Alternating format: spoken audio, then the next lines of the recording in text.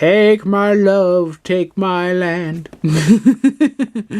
What's up, comrades? Nightwolf here, and welcome to another comic book review. We're going to be doing a review for FireFly #1 from Boom Studios. I didn't even know this book existed until I saw Professor Geeks' video on this book, and it came highly recommended by him. And I'm a big fan of FireFly. I've loved FireFly for a very long time. I really need to go back and pick up all the other comics that, continue the story. I'm missing quite a bit. But this was at the shop, or at my local shop. And I thought, what the heck, I'm going to pick this up because I love FireFly. I want to see what happens in the story and read through all of it. Because, it's really great. Really great. This feels like the show. It's like the show never left. It never left. That's what this book feels like. Feels like the show never ended, and we're continuing the adventures of the crew with Mal and Zoe and Wash and Jane and all the characters from the show. It's really great. The typical... It feels very similar to how some of the shows normally start, the ship is in danger. The ship is broken. Or breaking down because it's old. And, it's time to go out and fix the ship, guys. It's time to... We have to go find work. We crash land on a not really crash, but they, land on another planet and have to go find work. And, of course, the work has to be of the unscrupulous variety, because they are bad guys or outlaws, and I love that. It's a great introduction to what the story's going to be. There's some interesting little mysteries going on in here.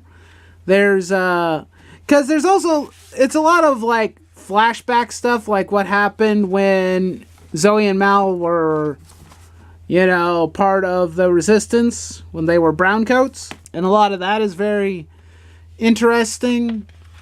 He's, you could see it in a lot of images. He's reliving that, especially when, they're fired upon by what seems to be a Union ship of some sort.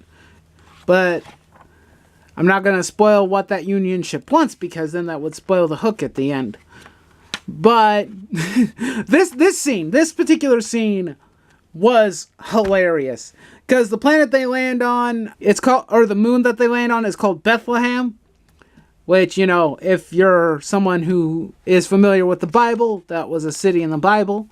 I think it still exists. But when they go inside, this inn or bar or whatever, it's not really a bar. It's a dry moon. There's no alcohol. And of course, that upsets Jane because he likes to drink. And this guy right here attempts to insult Jane without using any curse words whatsoever.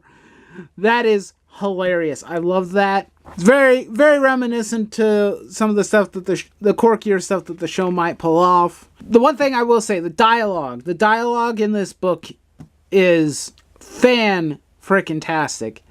When I read the dialogue of the main characters and whatnot, I believe it's them, It's one of my biggest pet peeves with a lot of modern books. My God, there is a massive amount of glare. There we go. Much better. That's one of the biggest problems I have with a lot of modern comic books. I don't feel like if I read certain books that they're really giving the characters the voice that I'm familiar with. But this book clearly does. It gives them the voice of the characters that I know and love. When I read Mal's lines in this book, I could see Nathan Fillion reading them, or with Zoe's character, Wash, Jane, all of them. It's all this is a very familiar thing. It's like coming home, in a sense. It's so familiar to me. It's so wonderful to read that I don't really have very much more to say about it. The words are The dialogue is great. Greg Pak did an amazing job with writing this book. Oh crap, I'm kind of spoiling the book. My bad. I was so enthralled with this. It's like no power in the verse can stop me from flipping through the pages and reading it again, probably, or looking at it again and just being admiring how good this book really is. This book is great. Boom Studios is doing pretty good work nowadays. Of course, they have the Power Rangers comic, which I'm not caught up on, and I really need to get back to that too at some point. It's very hard to do, but I'm going to try to get back to that. I'm going to probably be buying the bound volumes of it, and I'll be reviewing each and every volume in the future, because I do love that book. But, you know, the one thing I didn't mention is the art in the book. The art in the book is pretty good. I could definitely see myself, you know, taking this comic and framing the cover. The cover's really good. I love this cover. But the art inside is pretty good. It's a bit more expressive than, you know, the actual show. And I think there are certain points and times where, I don't know, some of the faces might be a bit off, but I don't think it's too distracting. It was just something that I kind of noticed. But, you know, when you're on a deadline and whatnot, that type of stuff is kind of bound to happen. But it doesn't assault my eyes as other arts have in the past, where it's like, oh god, this is ugly, throw it in the trash. This is good. This is good art. The ships look great. The characters look pretty good. Overall, fantastic book. I highly recommend picking this up if you have not already. But no power in the verse should stop you from picking up FireFly #1. I see no reason not to pick this book up. I really don't. If you love FireFly, if you love comics, you should be picking this up.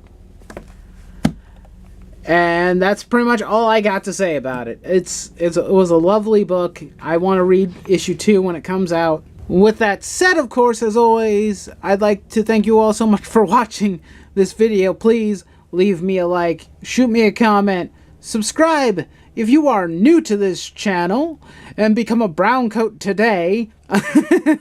I'm kidding. This is not a FireFly exclusive channel. But, you know, I'm just, so happy with this book. I am. I'm really, really happy with it. Anyway, also hit bell for notifications. You need to know when the Reavers are coming. Obviously, it's very important. And as always, do not forget to raise your nerd flags high, and I will see you next time. Nightwolf is out.